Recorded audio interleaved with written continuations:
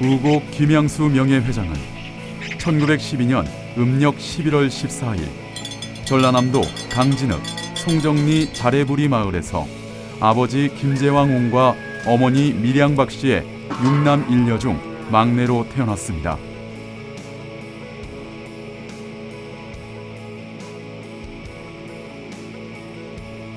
보통학교 시절 한문학책을 많이 읽어 한자 성어를 잘 쓴다라는 뜻의 이통판이라는 별칭을 얻을 정도로 특히 글쓰기와 작문에서 탁월한 재능을 보였으며 보통학교 5학년이 되었을 때 우곡은 평생을 두고 잊을 수 없는 스승 다따 기요토 선생을 만나게 됩니다.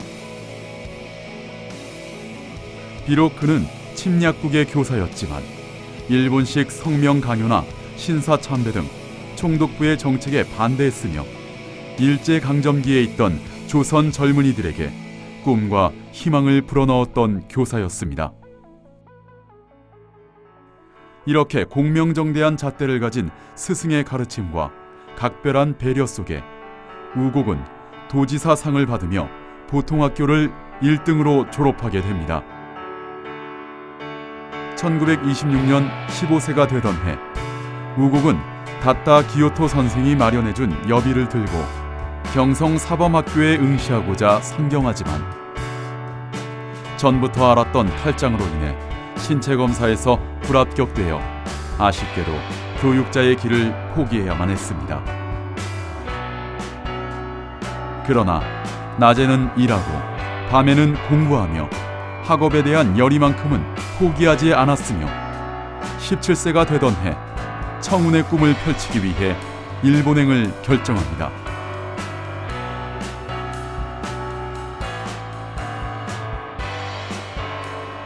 자전거 사업으로 성공한 형님을 찾아가 일을 도우며 영업을 익힌 우곡은 몇 년 후 나고야시의 한 무역 상사에 취직해 무역 실무를 익혀갔으며 와세다 대학의 통신 강의록을 받아 학업을 계속해 나갑니다. 이러한 노력의 결실로 1932년 마침내 우곡은 일본 대학 법과 전문부에 입학하게 됩니다.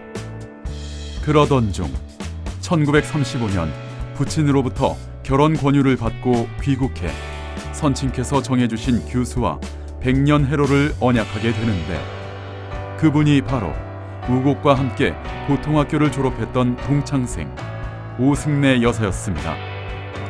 유서 깊은 양반 가문이며 독립운동가 집안의 교수인 오승래 여사는 보통학교를 차석으로 졸업할 만큼 영민했습니다.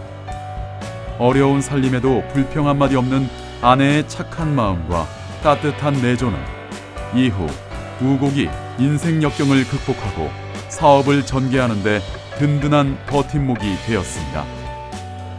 우곡이 평생의 뜻을 두고 이룬 사업 중 하나는 바로 장학사업이었습니다. 이는 나라와 사회를 위해 봉사하는 기업 정신을 실천하고자 하는 바람을 담은 것입니다. 1949년 박열 의사를 도우며 시작된 우곡의 장학사업은 6.25 한국전쟁으로 중단되었다가 국회의원이 되면서 김양수 장학회를 설립하게 됩니다.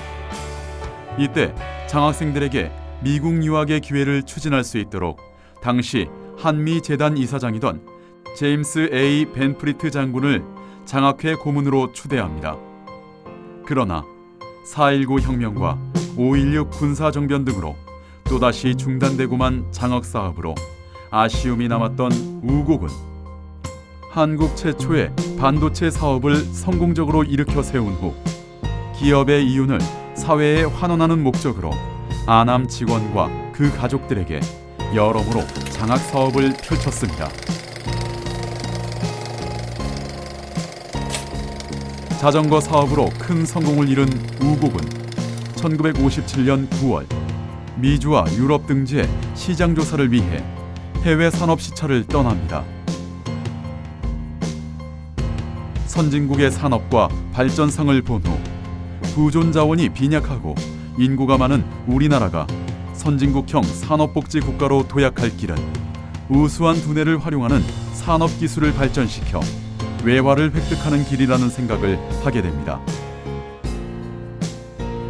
1967년 1월 56세의 나이로 경제 재건 분위기 속에서 두 번째 해외 산업 시찰에 나서 도자기 산업과 반도체 산업의 가능성을 타진해본 우곡은 미래지향적이며 고부가 가치 산업인 반도체 산업이야말로 집념을 갖고 도전해야 할 필생의 사업이라는 확신을 얻게 됩니다.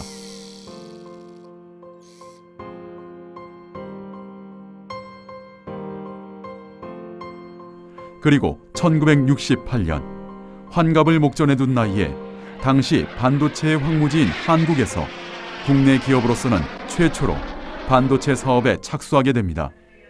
이는 오늘날의 엠코가 있게 된 출발점이었습니다.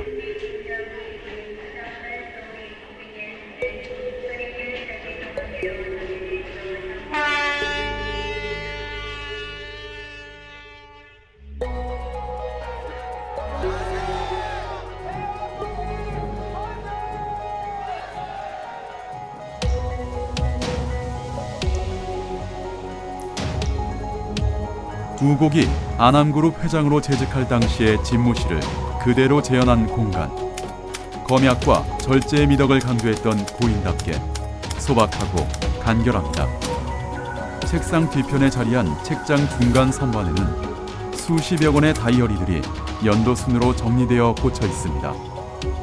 평소 사업과 관련된 아이디어나 독서, 언론을 통해 얻은 지식을 꼼꼼히 메모해 업무에 활용했던 우곡의 습관이 잘 드러납니다.